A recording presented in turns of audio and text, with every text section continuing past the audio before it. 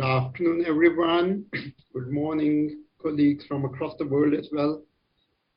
My name is Farooq Qureshi. I am right now based in Jakarta, Indonesia, and working for WHO Indonesia, but also here to moderate the session on behalf of Center for Health Policy and Research, University of Illinois, Chicago. So we would like to start the session. We do have effectively around 1.5 hours to this session, and we would like to make best use of this time. So I do thank everyone who is present on this online session, and the symposium today will bring together research evidence highlights from Asian countries. And this is part of the work that the University of Illinois Chicago has been working as a global outreach project on accelerating progress in tobacco taxes in low and middle income countries. And we are delighted to have 4 key researchers from these 4 countries who have been following up on this policy reforms research and putting these into practice. And that would be the gist of this discussions. So while I will request all the speakers to pull out their camera, and I can see most of the researchers are already there on camera, may I take this opportunity to first introduce all the 4 presenters that would be presenting in this symposium. So the first of the presenter would be Dr. Rumana Haq from Bangladesh. Dr. Haq is a professor in economics in Department of Economics, University of Dhaka, and the executive director of APACT Foundation. And she has been, for over the years, working closely with the Ministry of Health and Family Welfare of Bangladesh for national health planning, as well as for the particular work on tobacco control.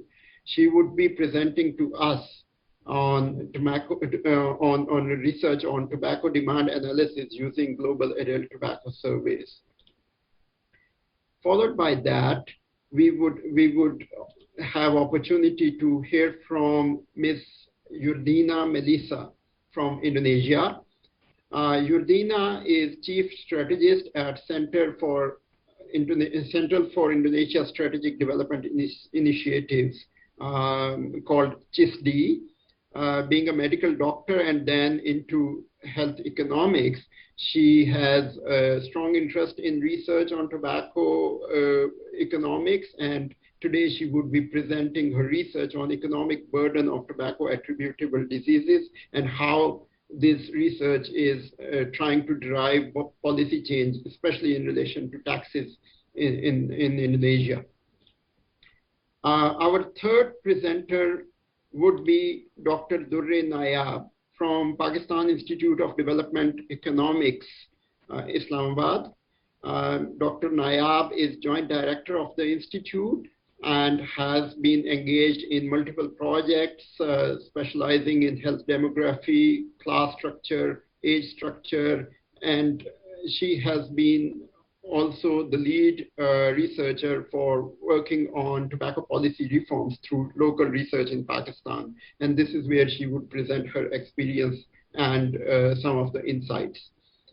And we would end by our 4th distinguished speaker, Dr. An Nguyen from Vietnam. Yes. Dr. Nguyen, welcome on board. Dr. Nguyen is Chief Economist at Development and Policies Research Center, DPOCEN, Vietnam, and very strongly affiliated with research work with Ministry of Industry, Trade, National Council of Science and Technology. And he has been also now working over the years to look at the potential of linking the tobacco use behavior with economic and tax policies. So he would be presenting his team's work on brand switching behavior and tax policies in Vietnam. So I again thank all the presenters for being here and we will, while we will present, may I request all the audience to take note of any queries or any questions you have, and you can definitely post it on the chat box that would come to us. So we will go through all the 4 presenters, and then we can have a round of question and answers, and we will make best use of the queries that have been asked through the chat box to respond to any specific request from each of or any of the speakers. So with this, I would like to take opportunity to start the session, and may I call upon Dr. Rumana Haq to present, and I can request the organizers if they can play the video of the presentation as well. Thank you very much.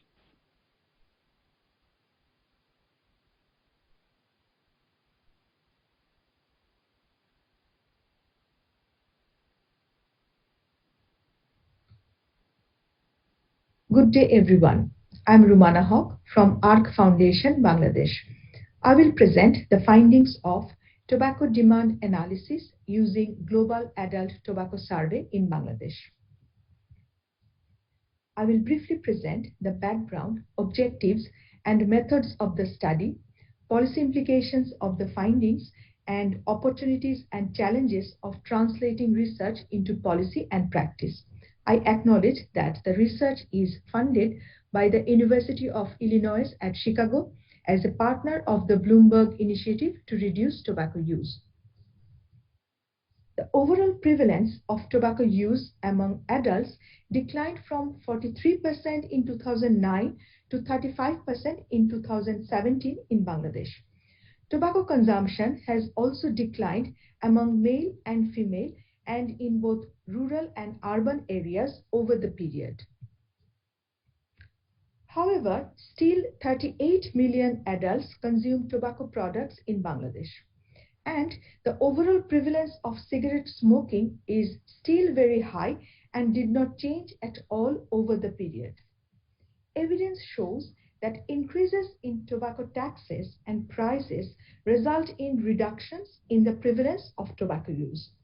Analyzing cigarette price elasticity is important for understanding the revenue and public health implications of policy changes. We therefore estimated the prevalence elasticity and intensity elasticity of cigarette smoking. The objective of the study was to estimate the price elasticity of cigarette demand using 2 nationally representative rounds of Global Adult Tobacco Survey data, 2009 and 2017.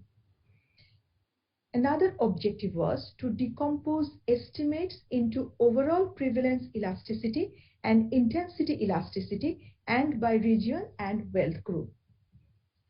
Cigarette demand and elasticity is estimated with the application of the 2-part model. In the first part, cigarette smoking propensity is modeled, providing propensity elasticity, while in the second part, conditional cigarette demand is modeled, supplying intensity elasticity. We used log transformation of cigarette consumption and price variables to estimate cigarette smoking intensity elasticity. After controlling for demographic, socioeconomic, and tobacco-related factors, the total price elasticity of cigarette was estimated as -0.71. This implies a 10% increase in the price of cigarette would reduce the overall cigarette demand by 7.1%. Prevalence elasticity was estimated as -0.67 and intensity elasticity as -0.04. We found that elasticities are -0.59 and 0.69 respectively for residents in urban and rural areas. Comparing the estimations across wealth groups, we found that individuals in the low wealth group, that is the bottom 3 quintiles, are more than twice as responsive to price than their high wealth counterparts, that is top 2 quintiles. The findings of the study suggest that If there is sufficient tax pass-through in cigarette prices, the burden of tax increases falls mainly on smokers. However, differences in responsiveness across wealth groups imply that the burden will be disproportionate. Since the low wealth group is more responsive to price than the high wealth group, the relative tax burden would be more on the smokers with high wealth. The low wealth group experiences the largest public health benefit.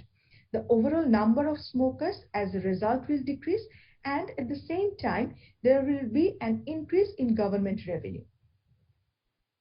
In Bangladesh, the tobacco tax structure is complex with multi-tiered tax system. Prices of cigarettes are comparatively low and per capita income is increasing, which increases the affordability of cigarettes. Considerable increase in tax and price of cigarettes are required to ensure that the affordability of tobacco products continues to decline.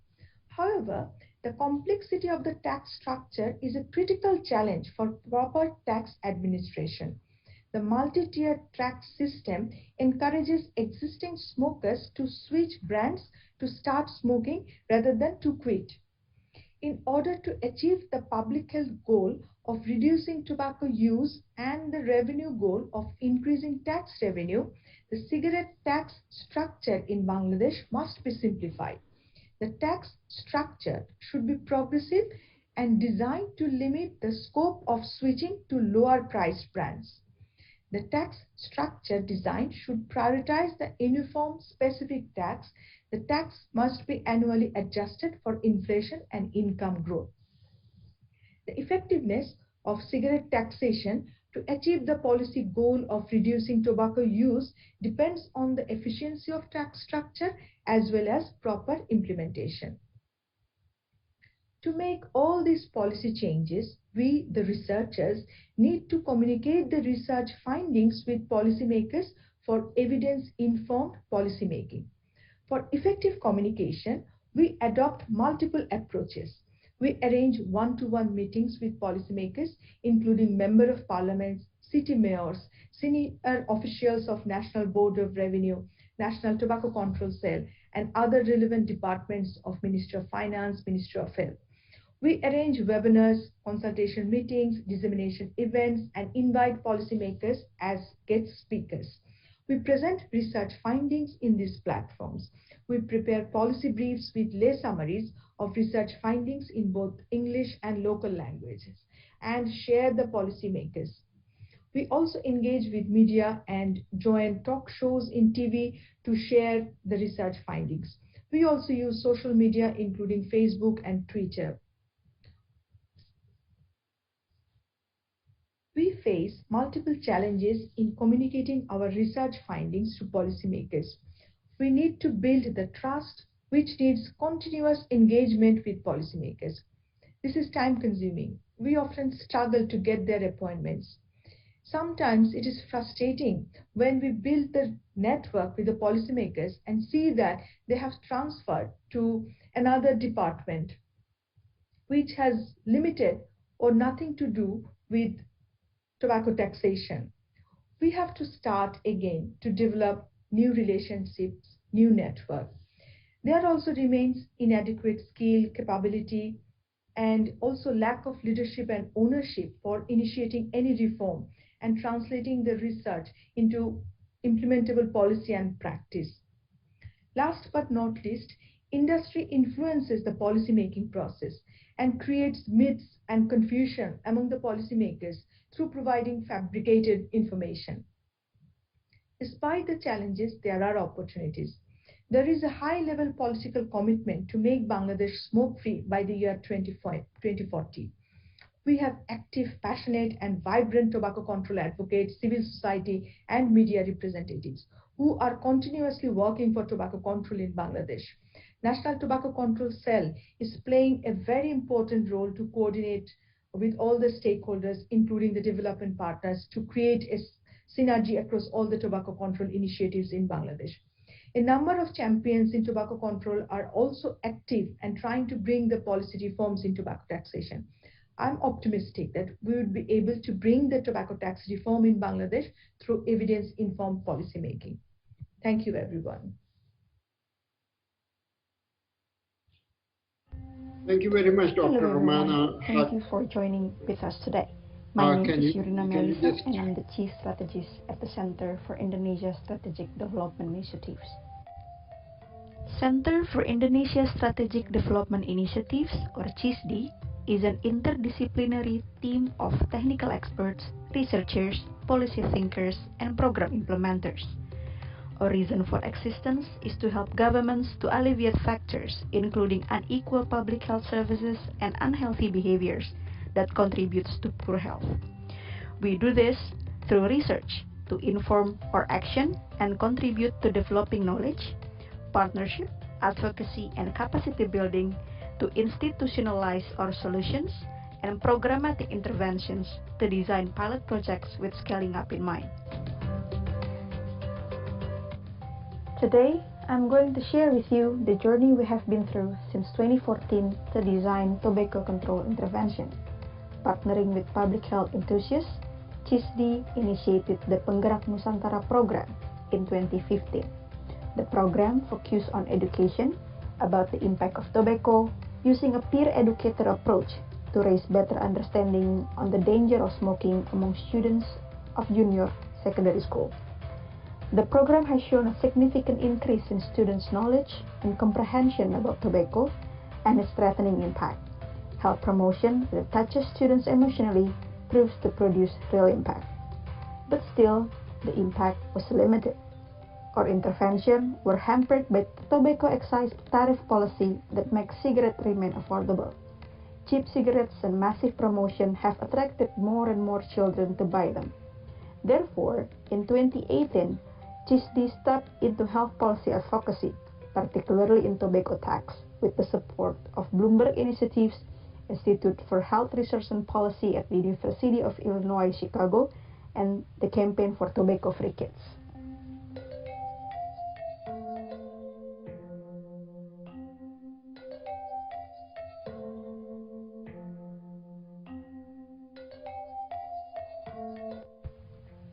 Our efforts to advocate for tobacco taxation reform include end-to-end measures, building scientific evidence to raise the urgency, stakeholders and political mapping, provide technical assistance for key officials, and also public campaigns to raise awareness on the importance of tobacco taxation.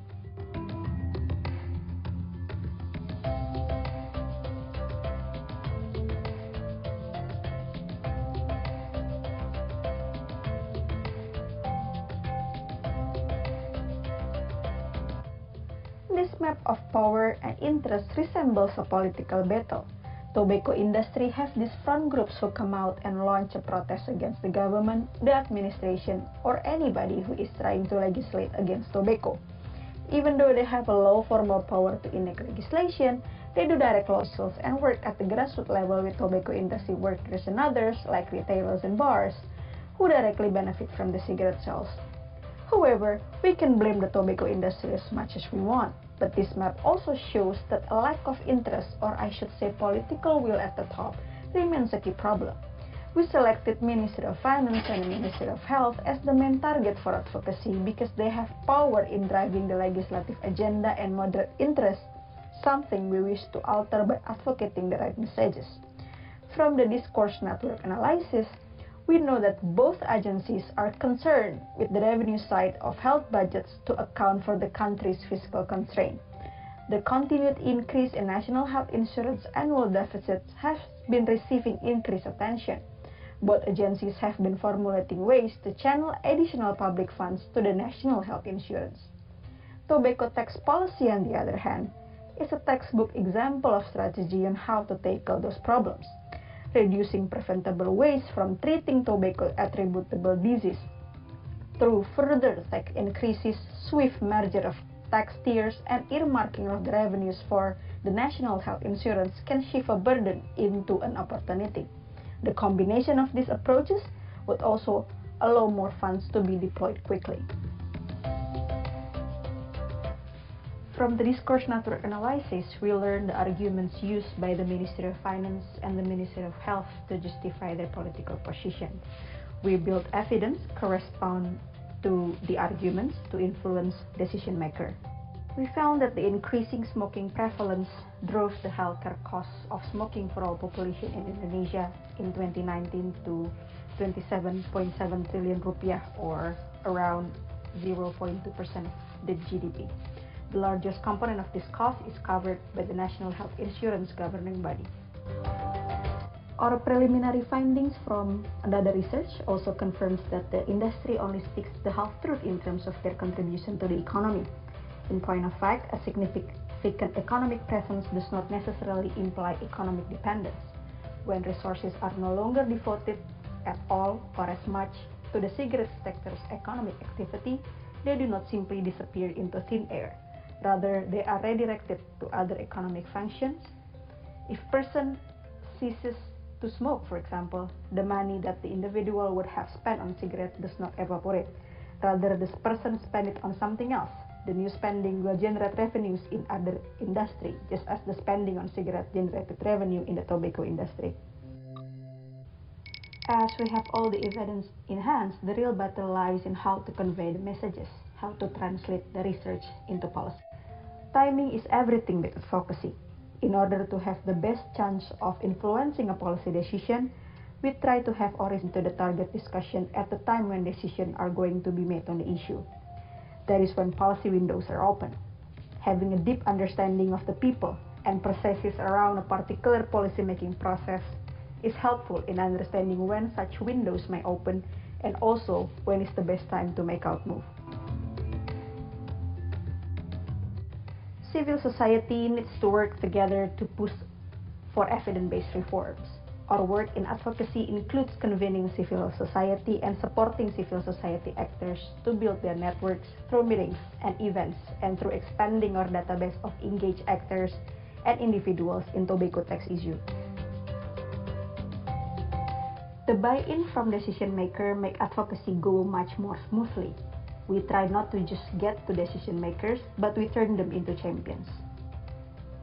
Now let's see how far we've become, how effective the advocacy and the campaign so far has been. Discourse network analysis are only for the nerds, so to speak. Different audience prefer different media favors different content forms. That's why we repackage our research to find the right content for each channel, maximizing the reach and engagement of our audience. DNA, for example, turns into a soccer book, where the opponent and proponents team are competing against. CISD, of course, are the commentators. Human brain processes visual information 60,000 times faster than text. Videos evoke emotion much better than any other form of visuals, making a bigger impact on people.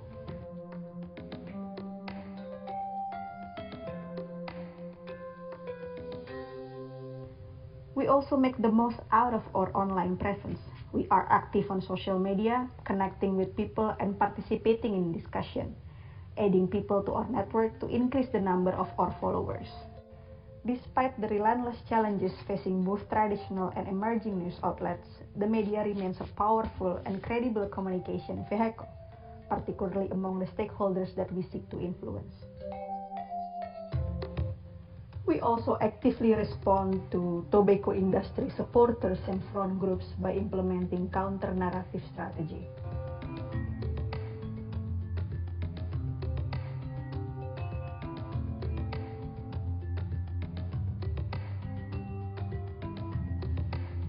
In reflection, we learn what works and what doesn't.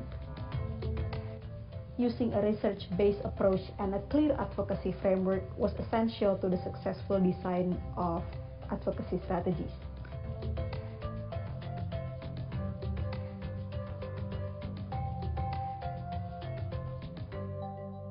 Being able to provide quality, rapid response research, however, is something that we are still trying to excel. Thanks for having me, and I hope you'll share your thoughts as we go through this journey together. Thank you. Good morning, good afternoon, and good evening, everyone, depending on whatever time zone you're in. I'm Dr. Durin Nayab, the team lead for the tobacco research team at the Pakistan Institute of Development Economics, famously known as PACT. I'll be talking about how we are using our research to drive tobacco tax policy reform in Pakistan. We are in the third round of research being conducted in collaboration with the University of Illinois Chicago under the Bloomberg Initiative.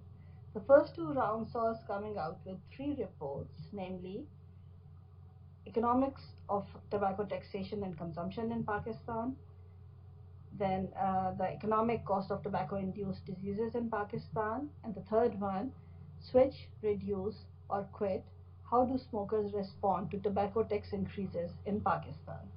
All three reports created ripples and were noticed and in cases used by the policymakers. For those who are not familiar, cigarettes are very cheap in Pakistan. Low taxes are leading to low prices. The figure shows the prices of Marlboro in different South Asian countries, and as you can see, they are the cheapest in Pakistan.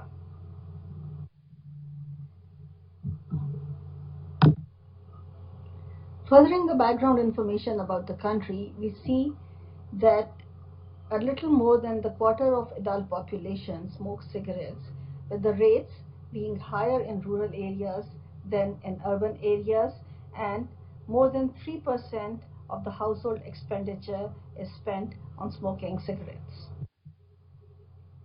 Before I move on further, just let me give a quick account of tobacco taxation policy in Pakistan. The tobacco sector in Pakistan is subject to multiple taxes, including the federal excise duty, VAT or sales tax, corporate income tax, and local tobacco cess.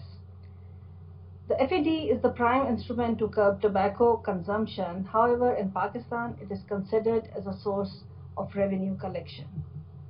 Historically, Pakistan had a very complex tier-based FED system for tobacco that applied both specific taxes and ad valorem.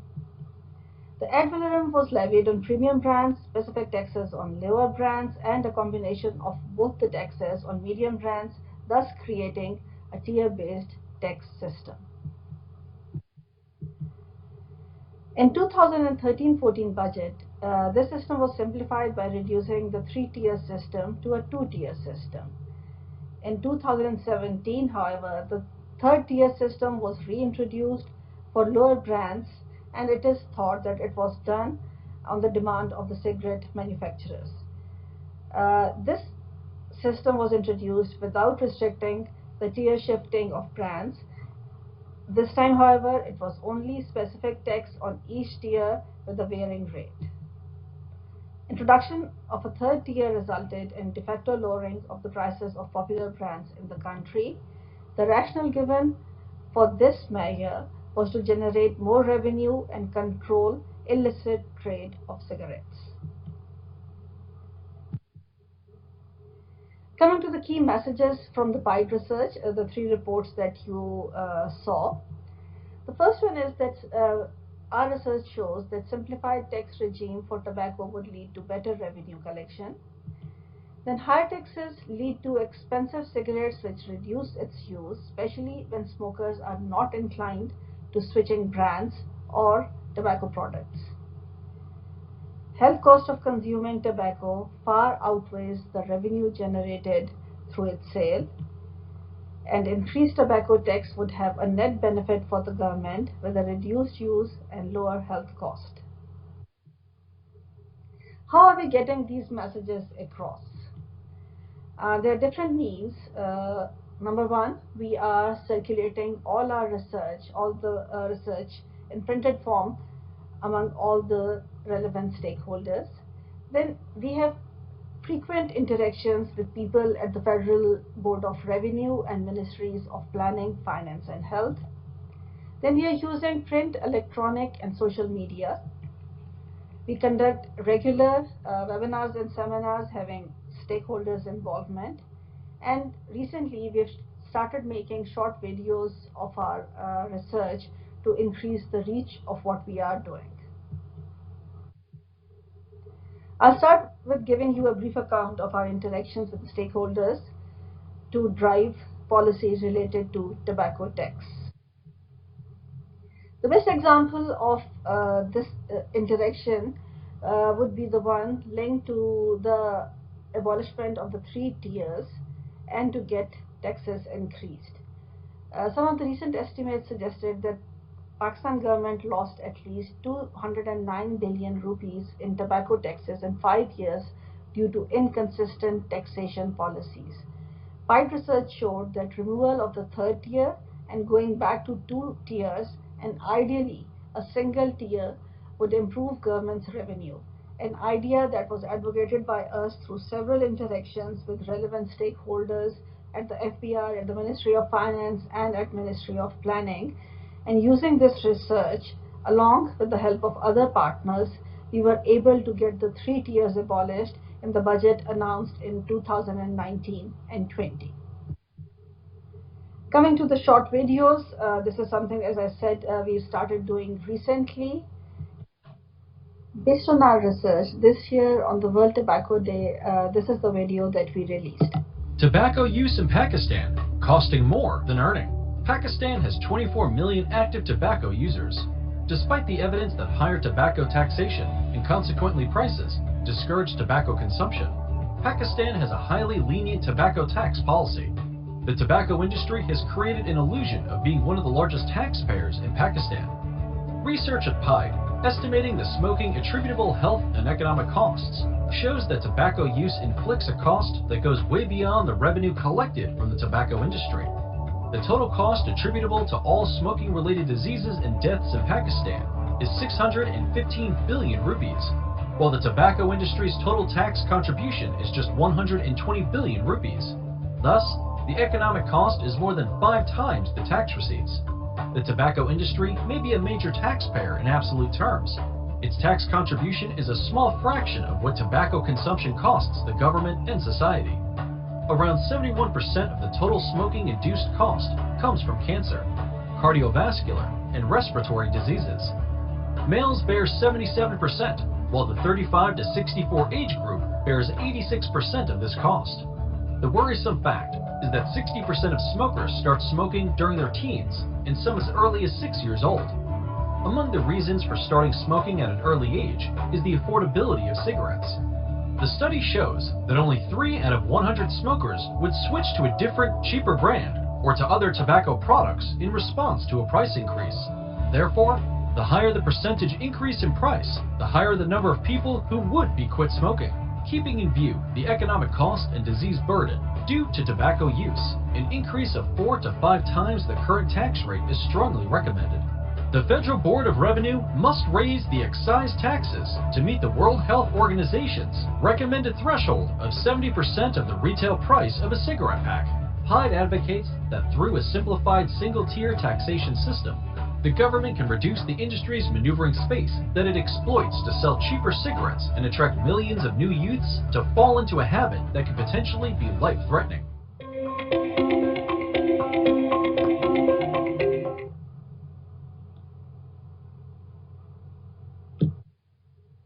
Along with using videos, we send our research to people in the print media as well to increase the reach of what we are doing. This is some of the coverage. We got a lot of coverage for our report on the health cost, and this is some of the coverage that we received in the print media for that report. The first one is from the Business Recorder, which has a headline saying 50% increase in cigarette price to lead to reduction in demand by study. This is from Nation, Safe People, Tax Tobacco. Again, it's quoting the PIDE study. This one is from the Sunday magazine of the news, why tobacco taxes are essential. And this story is again based on the PIDE study on the economic cost of tobacco-induced diseases in Pakistan. And we believe that by building pressure through print media, pressure would be on the government to increase taxes, which we believe would eventually reduce the consumption of tobacco in the country. This is the age of social media, so we use all available platforms to push our tobacco agenda. On top of this is the use of Twitter, and we use it in both languages, English and Urdu. This is one of the tweets on the World Tobacco Day from our official PIDE Twitter account. Then the one on the bottom is a tweet done in Urdu.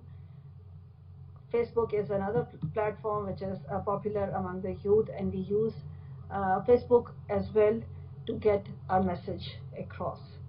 As I said earlier, that we do frequent webinars and seminars on tobacco-related topics.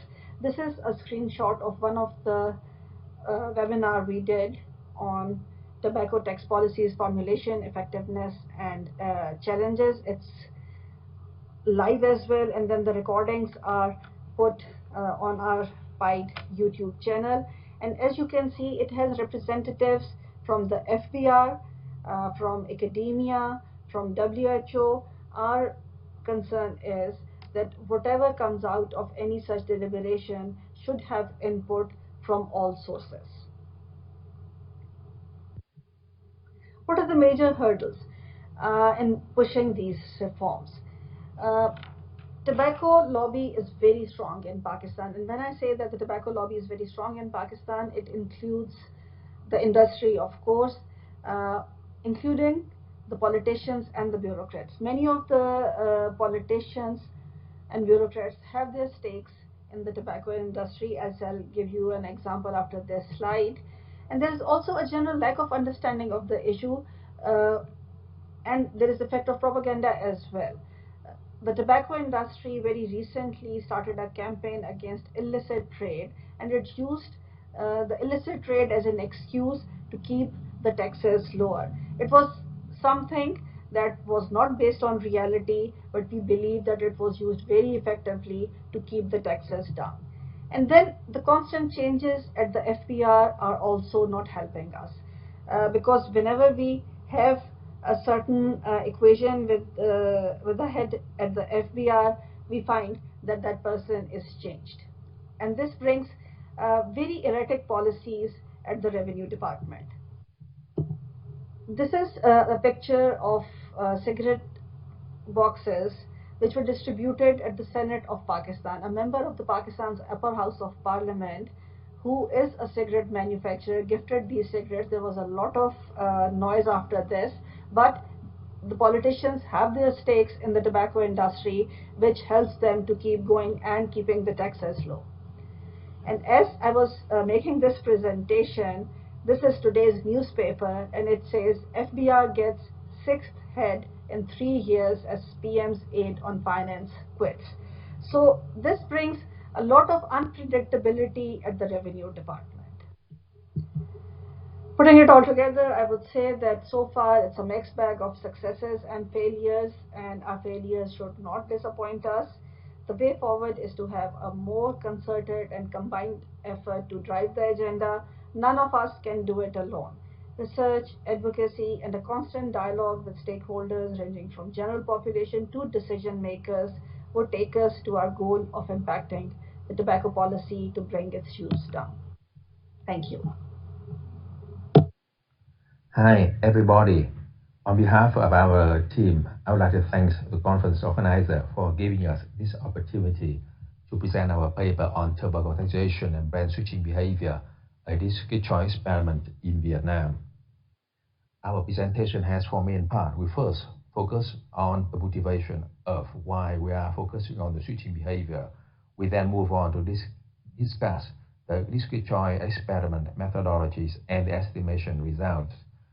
The next session focuses on the policy implication, and then we conclude our presentation by sharing with you the dissemination activities of our team.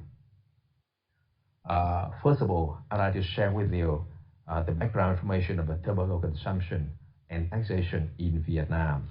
Vietnam is a country that has high level of tobacco consumption. According to the latest data, the country has 40.3% of its male population was smoker, and the government, on its national strategy on tobacco control, set a target of reducing this figure to 39% by 2020.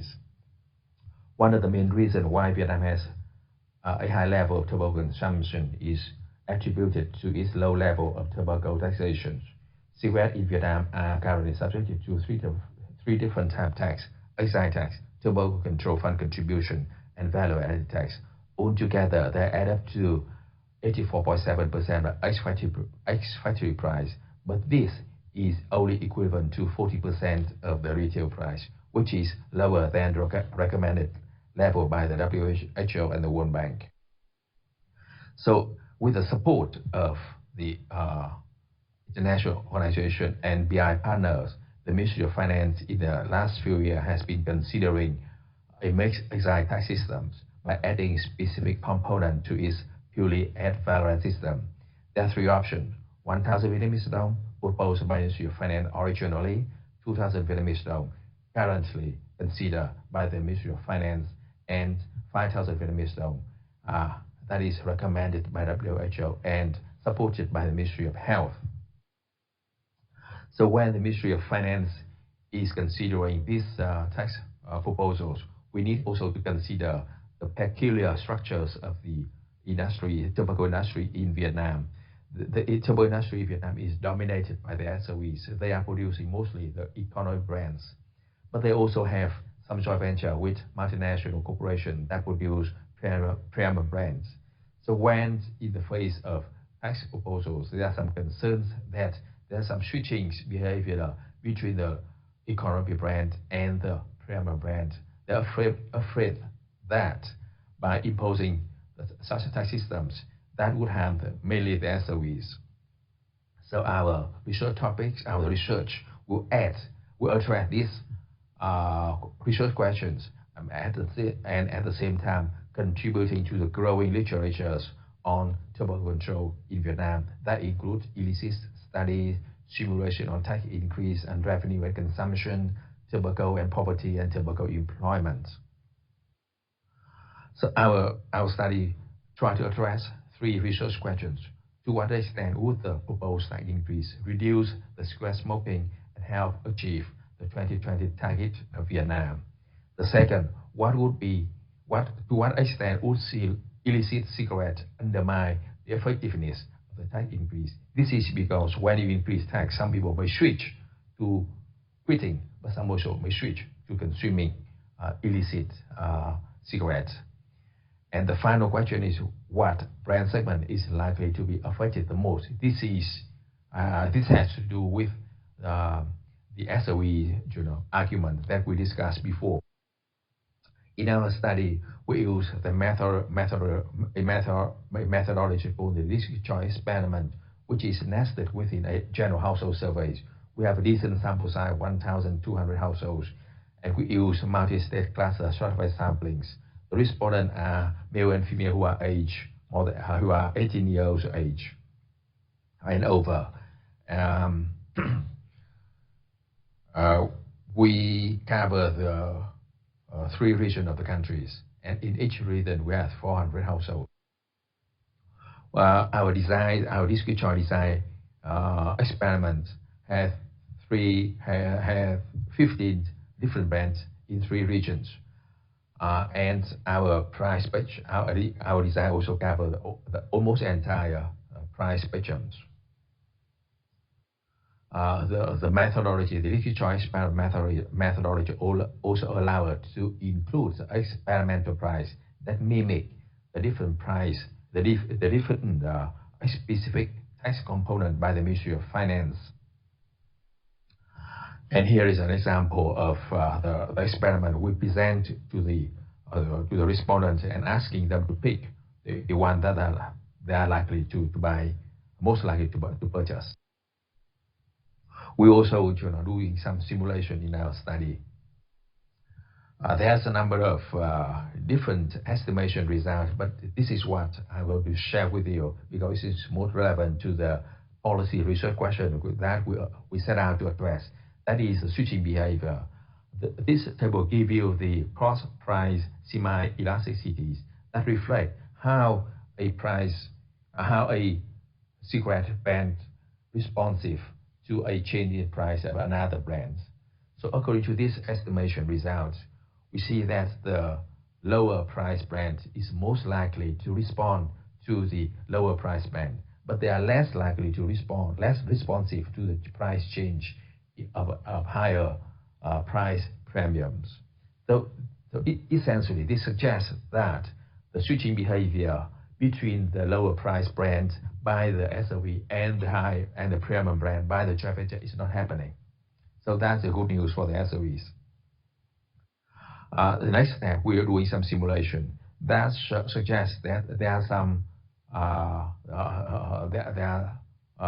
the impact is the higher the tax, the bigger the impact, and the most likely affected the brand is the lower price brands, and the smoker of this group either switch to other lower price brand or quitting altogether, or some of them are opting for the illicit, and some of them are opting for the illicit products. Our simulation also suggests that even with the highest specific component tax, the government of Vietnam may not be able to meet its target of reducing the tobacco consumption by 6.3%. The implications of the result is that our evidence suggests that by imposing specific excise tax will incentivize smokers, particularly smokers of lower price cigarette, to stop smoking. As the smoker of lower price brands are typically lower income earners, this suggests that the tobacco tax is to be more progressive. A specific tax rate of 5 Vietnamese thousand dong is estimated to reduce smoking prevalence among males by 2.4 to 3.3 percentage points, which is higher from 45.3% to 40.2%, which is still higher than the target of 39%. So that we urge the government of Vietnam to consider even a higher tax rate and regularly adjust it to account for inflation and income growth. The final point is that by raising the excise tax, will be more effective in reducing smoking prevalence in the South if the government of Vietnam have a proper measure to combat against cigarette smoking as smugglers. So when we finish our study, we present. We have a number of dissemination activities. We first organize a dissemination workshops when we first finished our studies. So we invited key government agencies, the Ministry of Finance, the Ministry of Health, and the Vietnam Steering Committee on Smoking and Health to attend our workshops. We also invited our research partner, the ministry, in this case, the University of Commerce, the foreign trade universities, and other research agencies. We also invited the tobacco control advocacy partner such as TCFK or Health Bridge, and also our research team are also present. So this is the first time we share our results to get the feedback from various stakeholders so that we can improve our research paper better. After the workshop, we also have a number of dissemination activities. After we finalize report, we prepare the policy brief, as you can see. And also our report also revised in a kind of journal article form because we think that by having a article in a good journal will carry more weight to persuade the policymakers. And we also share our results again on a number of occasions, both formally and informal, with VINACOS and the tax policy departments. And more recently, we also organize informal workshop with the Duke University. We share some of the research findings with them. And we recently also developed our dissemination strategies basing on the, we make a kind of analysis about overall relationship with the policymaker.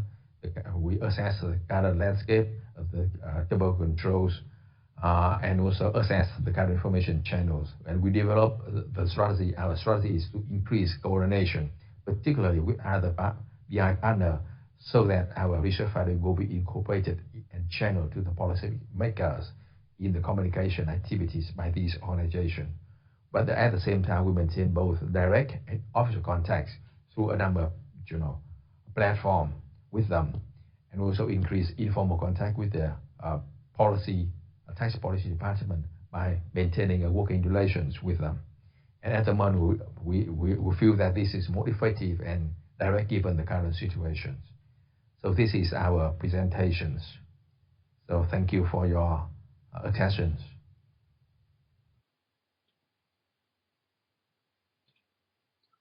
So thank you very much for all the speakers. Certainly, quite an impressive show of the local level evidence generation and the work that is being done to really drive policy processes despite huge challenges. If I may take the opportunity just to remind a short summary of what the presenters presented for the sake of audience and for further queries if they have. Dr. Haq presented the situation from Bangladesh, where she showed the potential win-win across different socioeconomic strata if the taxation improvements are made, especially in terms of simplification and reducing the complexity.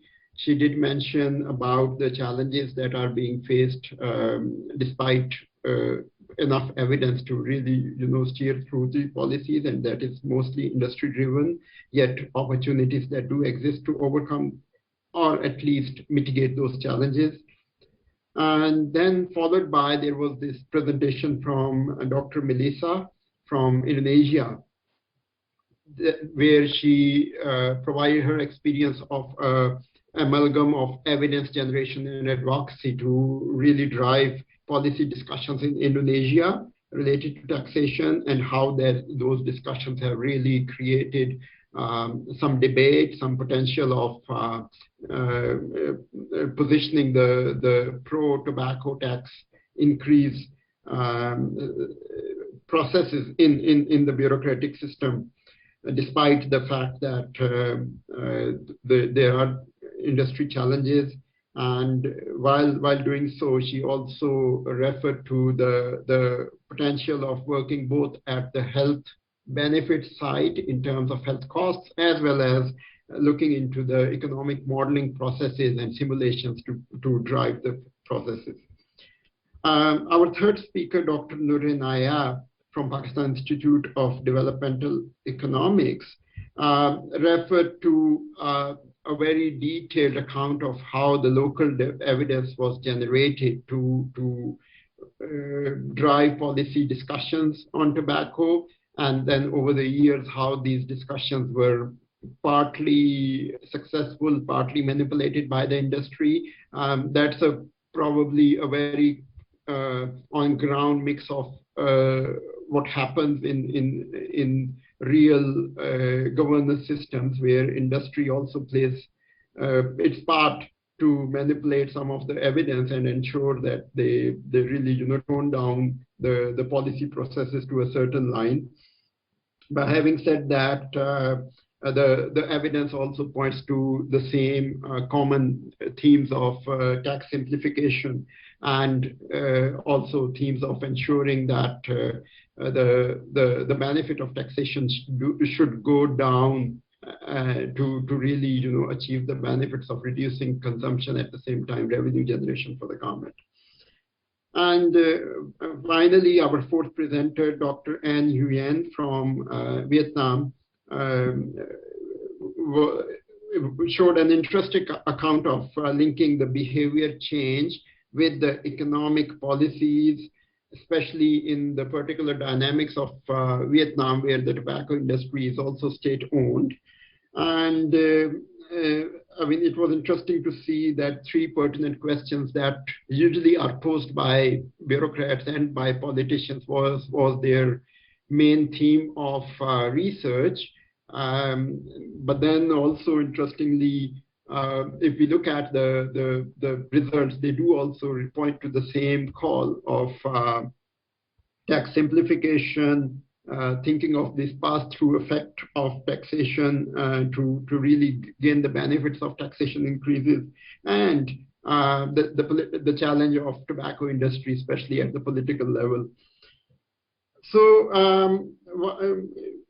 I think I do thank again all the presenters for these very valid, very realistic insights from different parts of the Asia.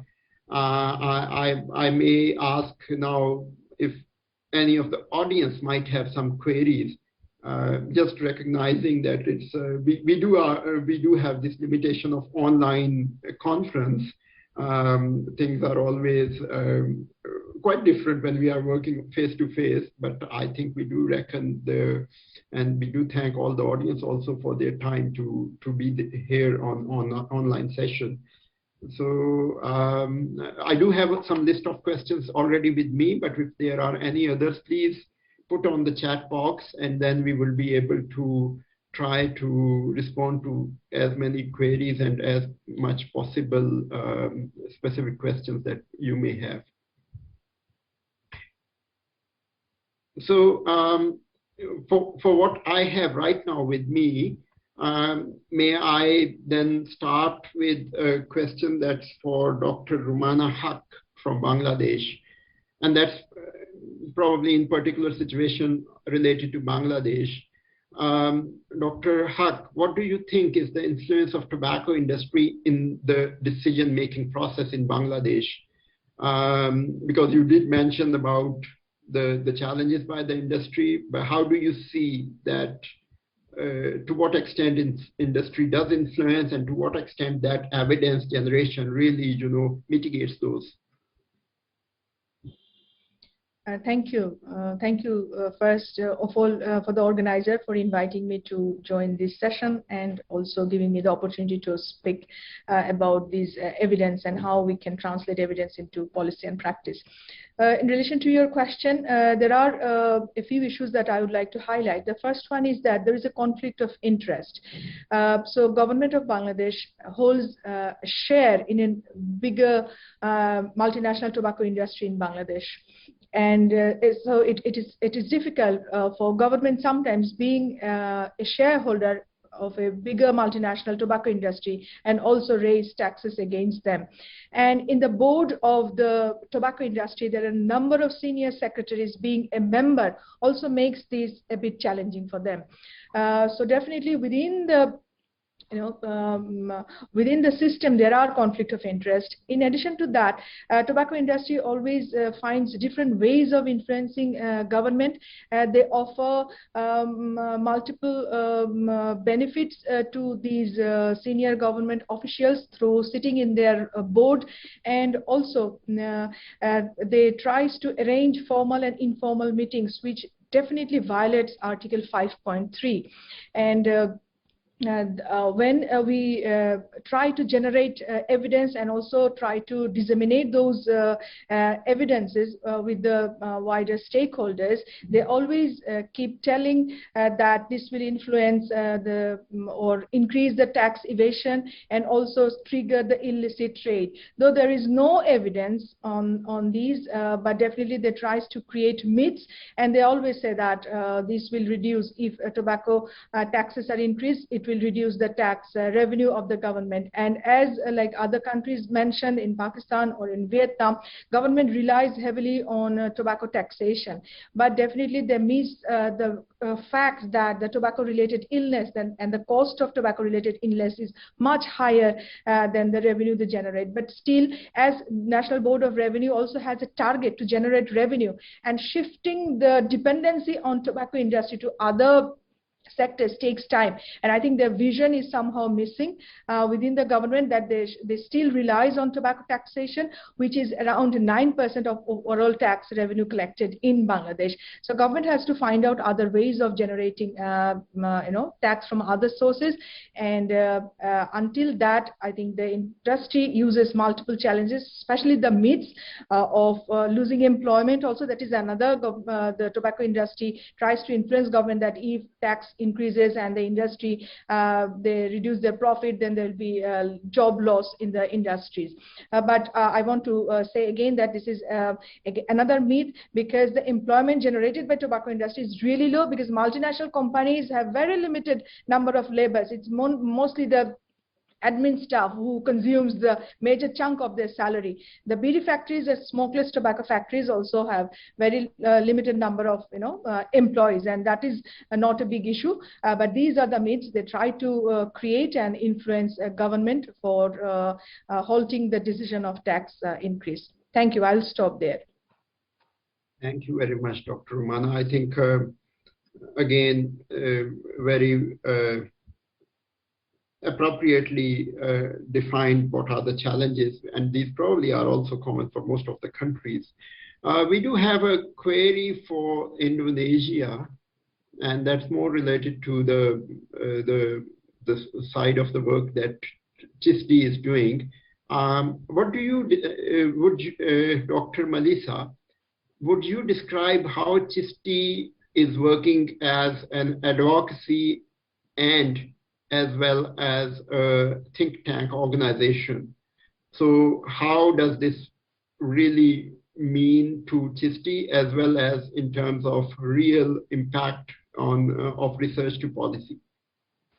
Yeah, thank you, Farouk. I think it's hard to answer the question because right now what we see in Indonesia, there is no clear distinction between NGO that is working as a in the field of advocacy or only think tank, or those who are known before as a development NGO, for example, who actually does interventions on the field. I really think that CISD is a bit of everything in a way, because we started actually as an implementers. We started not in a research kind of like organization. We don't start as a think tank actually. We start as an NGO that has programs to strengthen the primary healthcare in Indonesia. But then as we go along, just like what I mentioned before in the video, that we realize that when we are having projects or programs on the field, sometimes our work is limited by the current policy that is implementing, right? That's why then it has become inevitable for us to then venture into an advocacy kind of work. And of course, when you do advocacy, then you start thinking about how to gather evidence to support your message. And that's why then we kind of like turn our research department that is previously actually acted like a monitoring unit for our programs, right, to kind of like a research and information kind of unit. So I don't know how to answer your questions, but I really feel that right now we kind of like do program implementation, advocacy, and also research kind of like in a loop. I think thanks for giving those insights. That's very true, and that might be also for the audience as well as for the other countries that have been into this process. I think more and more role of academia, civil society, as well as advocacy groups have been really overlapped, and it has to be this way, because ultimately the objective is that these all think tanks should work together towards achieving the right approach for the policy processes, and especially that's very much needed for tobacco as an issue. So we do have another query, and that's for Dr. Durre Nayab. That's also for specific to the Pakistan perspective. Dr. Nayab, given the fact that Pakistan Institute of Developmental Economics is a postgraduate research institute and public policy think tank that I understand has a very clear linkages with all the government, especially financial policy processes, then based on your experience, what are the advantages that you have compared to conventional civil society that's usually sitting outside the traditional government circles? Yes, I mean we have over a 60 years. We are into our 64th year history and reputation to back whatever we say. So it does give us an advantage. And since we are affiliated with the Ministry of Planning, we are basically a government think tank. So we have access to FBR, to Ministry of Finance, to Health, much more than any private NGO would have. And I mean, that's why it's, whenever we have our webinars or seminars or whatever event we have, it is much easier for us to invite those people, include them in our discussions than it would be for any other entity. Yes, it gives us an advantage, but at the same time, as I said in my presentation as well, that despite having all this access, it's a mixed bag results for us. So you can imagine the amount of power the tobacco lobby has in Pakistan. It's very, very influential. And we are interacting with these entities. I mean, Ministry of Planning is our parent ministry. All the ministries that we interact with, it's not just only on tobacco that we talk to them. We do a lot of collaborative work with a lot of ministries. So we already know people. But strangely, I feel Ministry of Finance and FBR, who are probably the two most important things in this whole equation, are the ones where we see the most frequent changes. We got our finance minister changed. I just showed you the clipping from the newspaper, 6th head of FBR in 3 years. So you can imagine whatever effort we put in, there is a certain limit, despite having access, the success we can achieve. So yes, coming back to your question, we have more access than any average think tank can have in Pakistan, but despite that, we have our limitations as well. Yeah, thank you for great insights. Moving on to a query for Dr. Ann Yuhan. And that's very, because you did mention about 3 particular queries that you were working on, and I think this one is one of the 3rd query that you were looking at.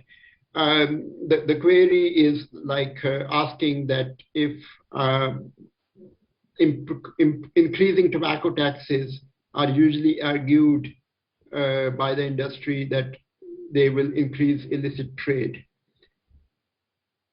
And you had this particular query that you were trying to address in your research. So what does your research tell about the potential of tax increases and then its relationship with illicit trade?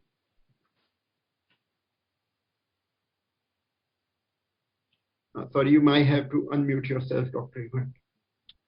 Okay. Thank you. And I think the questions about illicit trade is always, as always, hotly debated. And it has been, the issue of illicit trade has been, repeatedly raised whenever we have a discussion about raising the tax. And a few years back, we conducted a study, conducting a surveys across the countries on particularly the issues of illicit consumptions in Vietnam, and the estimation and the result is quite it's not what the industry says, but it's quite intuitive. But also it's different. The experience of illicit consumption in Vietnam is kind of different from other countries. So when we conducted the study, the results shows that when the tax increase for the last few tax increases, as the tax increase, the prevalence of illicit consumption goes down. So it's kind of very interesting.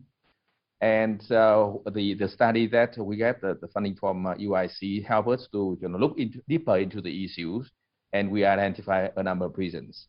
First, the first, I think the first one is kind of usually when the argument is the argument is that when you have a tax increase, then the price will be higher for the domestic, for the illicit, and then people may switch to the illicit. But actually, in Vietnam, the illicit products have a higher price than the locally produced products. So when people, when they have a higher price, then it says something else. So when you look into the data, those who are consuming more of the illicit products are actually coming from the group of the higher income. So in Vietnam, so is there something that has to do with the taste and the preference? So our study suggests that it is mostly the taste that drive the people who choose to smoke the illicit. So that is a study about 2 years ago that suggests that. But the recent study that we conducted for the DC is, so we think that even though the general tendency is that illicit products is driven by the taste, and the tax increase, the tax may not substantially increase the illicit trade, but the government of Vietnam should have kind of better, border control or measures, right? Especially because most of the products, the illicit products, are imported from Indonesia to Cambodia. So we don't have a kind of locally produced illicit. So most of them are imported, and it is considered as kind of have premium, somehow premium products higher than the locally produced in the country. So that's the situation. Yeah, thank you very much. I think it does allude to a couple of other aspects that you touched, certainly to look at potential other areas, including illicit trade, and especially the way the illicit trade is being handled or is being promoted, because there are definite previously research evidence is showing where industry indirectly or directly is engaged in those aspects as well. But also another point that I think came from one of your presentation discussions was about the pass-through effect. To what extent industry really tries to pass through these changes of taxation to the, and that's something that we have to, I think I'll point it out at the end as one of the probable areas that maybe all the audience and the researchers may have to look at. So we do have, if you allow me, we do have some other queries, and we do have some time still. So if I may just then try to have another short round of questions for the most particular questions that might have come. Yeah, it's for Dr. Huck. I mean, just referring to your case where you were able to show the price elasticities, and then the differential impact of in both ways, positive on the lower economic strata as well as higher economic strata, to gain more revenues at one end and then to reduce consumption at the other end. The question still states that some opponents of tobacco taxation argue that increasing taxes hurts the poor. What does your research findings show? I mean, although you did touch upon it in the presentation. Over to you, Dr. Huck. Thank you. So our research clearly shows that the poor are more responsive to change in price, and this is consistent with previous studies as well. So if the price of the tobacco product goes up through increase in tax and also the base price, so definitely poor people will reduce their consumption, and the people from the low socioeconomic group, the uptake of the tobacco consumption will also be low. And also we expect that the youth from the lower socioeconomic group, their uptake for the tobacco and cigarette will also be low. So definitely we will achieve the public health goal. In Bangladesh and in many other countries, when a government tries to highlight their goal of the revenue generation, definitely we also try to emphasize on our public health goal. So if we can ensure increase in tax, our study definitely confirms that the poor are more sensitive to price change, and if we can ensure appropriate increase in tobacco taxes, then we can expect the reduction in consumption among the population from the low socioeconomic group. Definitely, as I mentioned earlier, we will gain the public health goal here. And similarly, as the people from the upper socioeconomic group are less responsive to change in price, given their affordability. So they will keep consuming maybe the tobacco products, and the quit rate will be low, and the uptake among the youth from the higher socioeconomic group might not change that much given their affordability, and our result also confirms. So the government will not lose revenue. Definitely the wealthy group will take the more tax burden, and this is a win-win situation for the government that our study confirms. So from that perspective, definitely I advocate for increasing both the tax rate for all the tobacco products. And here again, I want to emphasize that our tax structure is really complex, and as I mentioned in my presentation also, that these policy reform will only create positive impact if the overall tax structure is simplified. And if we keep this multi-tier tax system, there will always remain some opportunity for brand switching. So even the poor people will have the lower lower price cigarette, and which they would be able to afford. So definitely, while we say that increase in tax, but we also suggest that the simplifying the tax structure so that the substitution opportunity goes down. Thank you. Right, thank you. Very rightly pointed out, I think, that in one way we really have to be mindful of the fact that when we talk about taxation increases, and when we look deep down into the potential impact on various socioeconomic strata, the impact is different, and that impact in many different ways is positive, but positive in a very different sense that we would like to encourage in all possible practical possibilities to reduce tobacco consumption. There is a query for Dr. Okay, I think for Indonesia again. And that's interesting because, again, this country, right now I'm in Jakarta as well, has again one of the most complex tobacco taxation systems.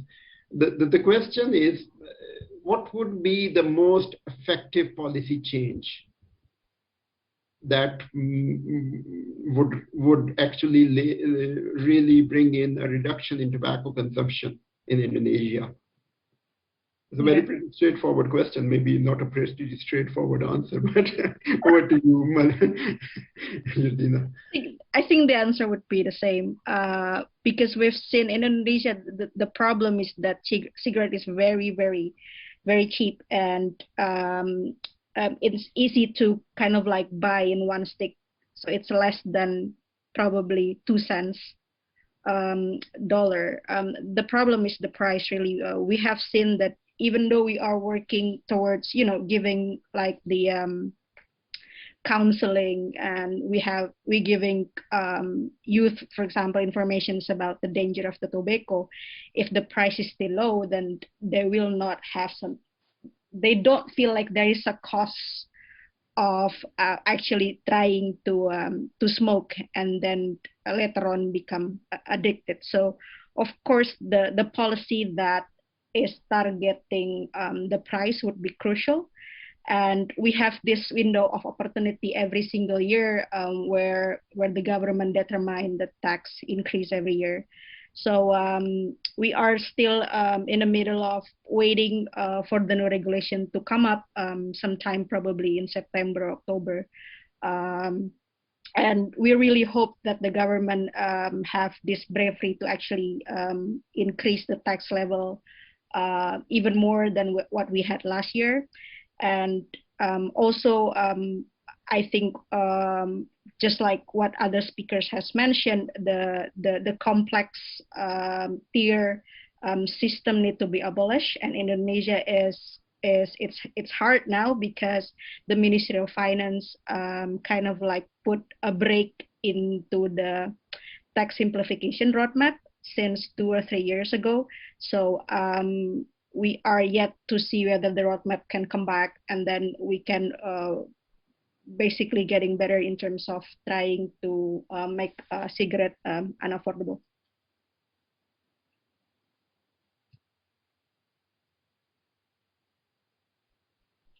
Farouk, you're still on mute. Sorry, thank you for that.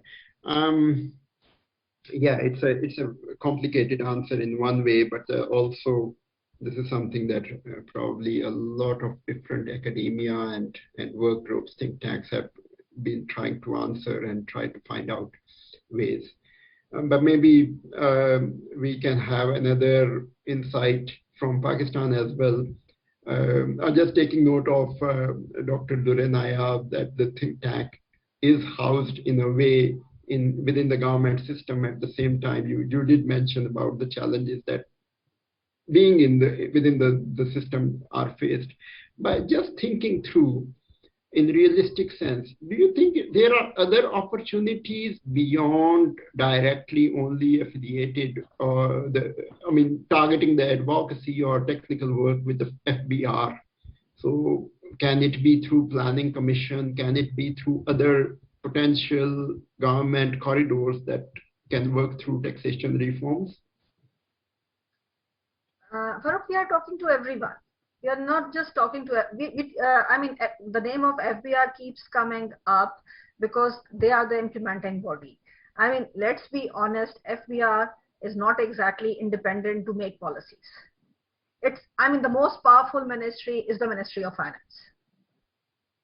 Ministry of Planning, yes, it does plan, but in the end, Ministry of Finance is the king. And FBR just has to do whatever the Ministry of Finance tells you. I'll give you an example of last year. There was a lot of talk about imposing a sin tax on cigarette sale before the budget. And when the budget came, it was a big dampener because no such tax was announced, and that decision was not taken by the FBR, it was the Ministry of Finance. And again, somehow they still feel, despite all the research showing up, that the cost of consuming tobacco far outweighs the revenue they collect. So yes, we are talking to FBR, we are talking to planning, we are talking to health, we are talking to finance, the king ministry. But in the end, I feel the idea of losing the revenue. See, the health cost is not something that they can exactly see, but the revenue they collect is there to be seen. I think it would take some time before they realize that the unseen is much bigger than the seen. And I would like to answer what you asked, Melissa. I think all of us would suggest the same thing. We need higher taxes and we need a simplified tax structure. It's just too complicated, and that complication is used by the tobacco industry to maneuver through it. The tier system, what they did was that the most expensive cigarettes were made a little cheaper, and they were not in the first tier then. And the result was that they were the high tax was not imposed on those cigarettes. They became cheaper, and in fact, the revenue reduced, the use increased, and it was an utter disaster. So the more, I even included that in the video, that forget about 2 tiers. What we recommend is a single tier. Cigarettes in Pakistan are too cheap. You can even see an 8-year-old buying a cigarette. Yes, rules do not allow for it, but having a rule and implementing a rule are 2 separate things. So we need to have very, very simplified tax structure and much higher tax rates. And yes, we are talking to all the ministries, not just the FBR. FBR is just an implementing body, if you ask me. Thank you very much. I mean, I'm wary of the time. We still have around 5 to 7 minutes before we can close, and there are just a couple of queries, but I would like to request speakers to be just if you can provide some insights, short insights on these before we wrap up. There is a query that is related to Dr. N. Huan, and that's slightly different because probably that is also practical, looking at the current situation of COVID pandemic across the world. It has been used and is being used to discuss a renewed modeling of fiscal, the way the governments are using fiscal policies, or the way the governments are looking forward to revenue generation because of the lockdown, the economic turnaround, and also at the same time increasing health needs. So how do you see the potential of COVID-19 pandemic can really redirect some of these discussions towards increased revenue generation towards taxes, and especially through all of the think tanks? I'm sorry, I'm putting it directly to you because that came for you, but probably this is the query for most of the think tanks. Thank you. This question is kind of, it's tough to answer because at the moment we are in the middle of the lockdown. Right? We have a kind of some serious situation, and the government is kind of changing its COVID coping strategy for every week. So they are saying that they are locked down this week, and the next week they are saying they are really, they may, impose another lockdown, and the next week they may say, okay, this group cannot be, for example, they lockdown, they impose the lockdown on the city, but they will not allow the shipper to deliver the goods.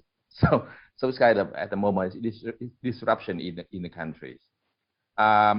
At the moment, in terms of fiscal policies, the government has been trying to, inject a number of fiscal policy to boost up the economy at the moment, and the situation is still bad, and that has some implication for our work on the COVID, on the tobaccos. Right. So at the moment, the government most of the time will try to boost economic, giving priority to the economic activities. Right. That I think that's more the livelihood is more important, and then they may think of health costs or the later. So that's how it is at the moment. So any discussion about tax policy on tobacco is off the table. Thank you very much. I think, but also this might be one of the potential areas that the think tanks may need to look at in terms of evidence generation and then use of evidence. Anyway, the governments do need money, and it is very likely that this sort of situation would prevail in the coming years. I do have one small query, and that's also the last one before we wrap up, and that's maybe again directed to Bangladesh. Someone is referring to that the sticks have become smaller and consumption has increased. Does your research, or do you think that there has been a change in the dynamics, the way the industry is putting these products in the market, and does it have to do with taxation, or even does it have to do overall with the pricing of the tobacco products? Definitely. So as other countries mentioned, I think the same, that the tax structure is really complex, and we have multi-tier tax system that I mentioned repeatedly. And there are differences in the price across these 4 tiers. And the lower tier segment is where the majority of the population consumes. You know, our market, if you look into the cigarette market in Bangladesh, like 72% consumers are they consume the low tier cigarette. And if we consider the low and medium tier cigarette, it's around 84% of the consumers consume low and medium tier cigarette. But when we look into the change in tax over the years, we have seen that the price and tax changes the premium tier, but in the last couple of years, the change in price and tax for the low tier is very limited. And it's low or insignificant. There is no change in the last year for the low and medium tier tax, both the price and tax rate. So this is really frustrating. And tobacco industry, they are so intelligent, and of course they're so smart, and their pricing strategy is really in a way that they can avoid, you know, they can manipulate, as other speakers are also saying, this tax burden. So they set their price in a way that they can avoid tax, and even in recent times, they also reposition their brands. So they suddenly stop one brand and they launch a very similar brand in the market with slight change in the price. But when they make, you know, the slight change in the price, they can easily switch the tier and can avail the low tax rate. So their profit margin remains the same. And if we look into the profit margin of the tobacco, some bigger tobacco industries, their production has gone up a little compared to their profit margin. So they are making more profit. And how they are making this profit?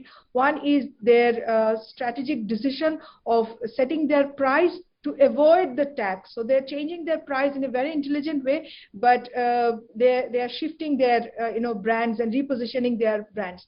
In terms of other elements, that it is frustrating in a country like Bangladesh, where consumers can buy single stick cigarette, as opposed to in developed countries they cannot buy loose cigarette.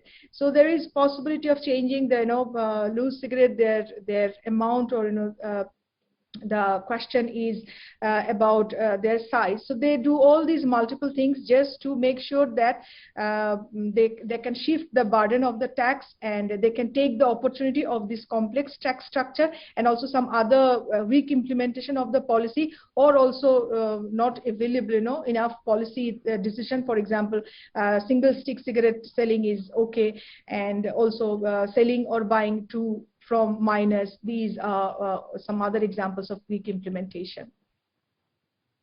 Thank you very much.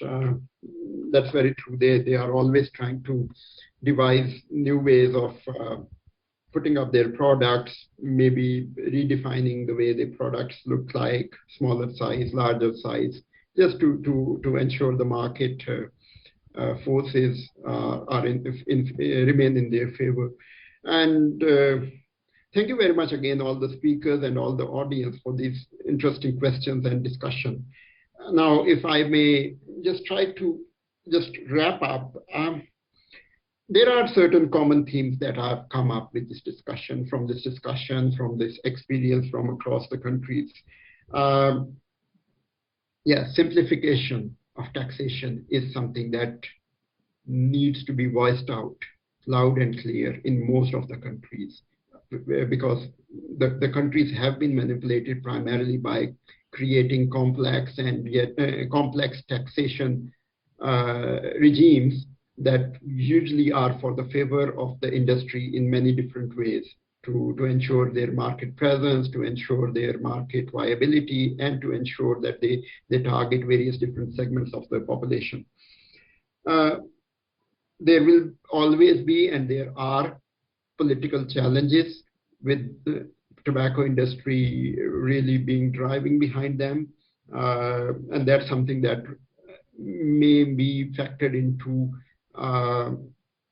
the debates that we have, even on linear discussions related to taxation, because that is not going to go away, and that is one of the major impediments to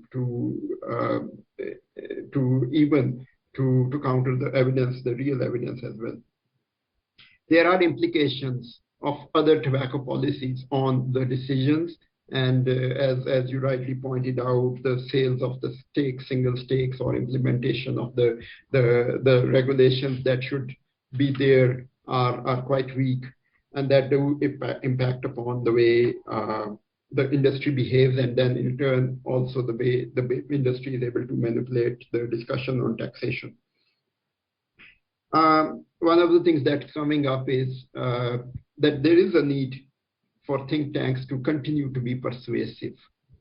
And that's the value of the work that you all are doing, and that's the value of the academic support that we get from across the world to create those networks, to sustain those networks, and maybe for more longer term and more impactful changes in policy.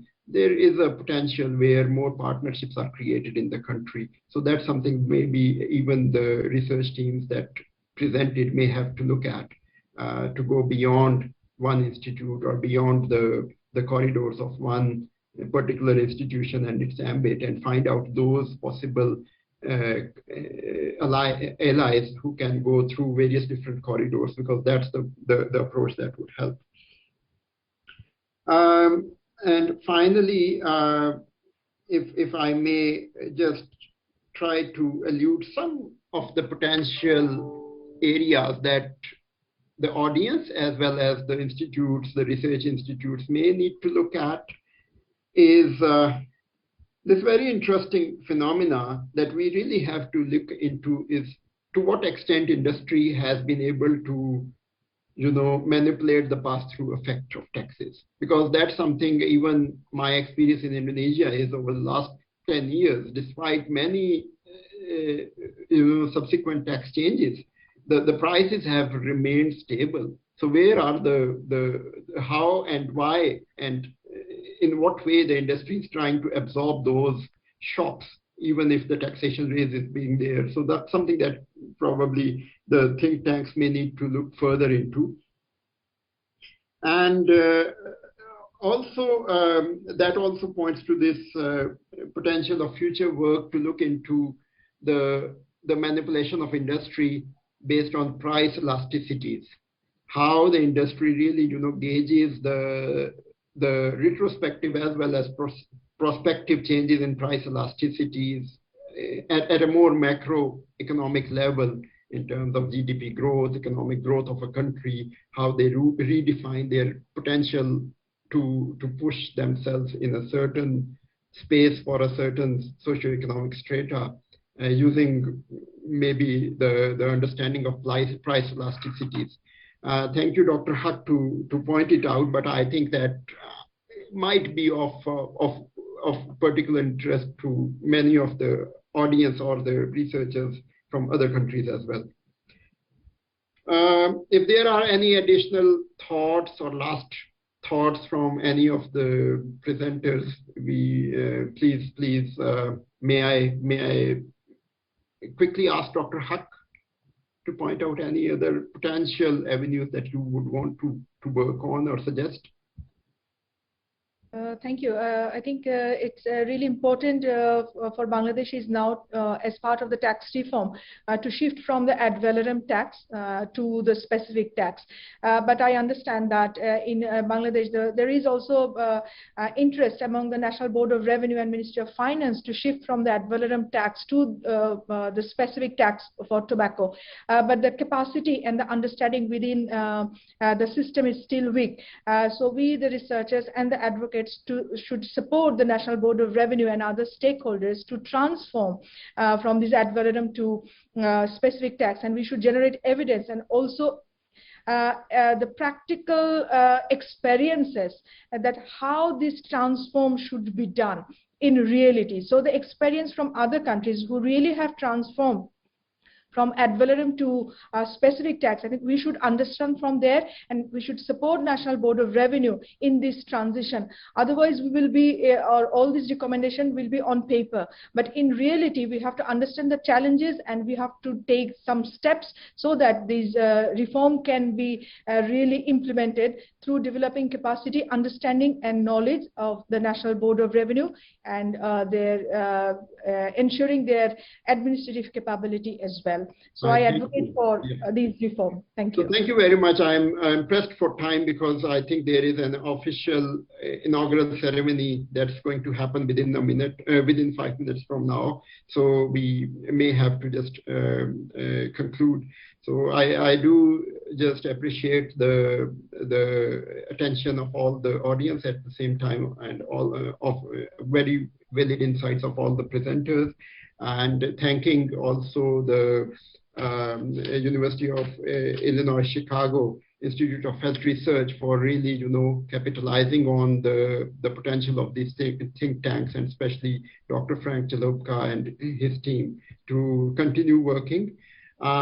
We look forward to a continuation of this persuasive work across the world and across Asia, and maybe till the time we are able to convene together again. We thank everyone for their kind presence and good insights, and we hope that that would be of benefit in moving forward the agenda of tobacco economics in Asia. So with this, we do conclude this session, and we hope that we will meet sometime again in another conference. Thank you, APACT 2020, for this wonderful session. Thank you. Thank you. Thank you. Thank you, everyone. Well, I think we may all leave now this room, because this way we will be able to spare the space for the organizers to work. Thank you, Dr. Farooq. Thank you. Take care. Bye.